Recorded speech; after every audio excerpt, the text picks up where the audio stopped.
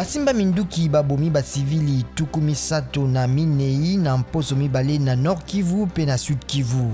Observatoire sécuritaire ya Kivu et pameli ba ADF pe basimba Minduki basusu pe lakisi bango musapi na komema ba mama pe bilenge basi kozwa bango na makasi pe kosenga ba dollar nkoto mitano yambo na kotika bango.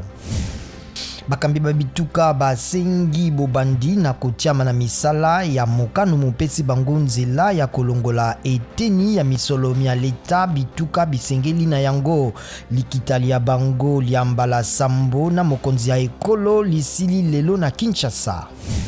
Donald Trump a bengisi balandi baye le 6 janvier na Washington pona kopesa maboko na bofundi boye ya muyibi na maponami ma le 3 novembre eleki. Mokolo mwango vice-président Mike Pence a sengami kozala liboso ya Congrès pona kondima bilembo bya baponi banene biye bitalisi elonga ya Joe Biden.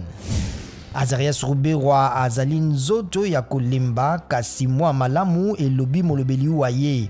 Ministre d'État ya décentralisation amemamaki na Mbalakaka samedi na Afrique du Sud simana kozwa nkokoso na COVID-19.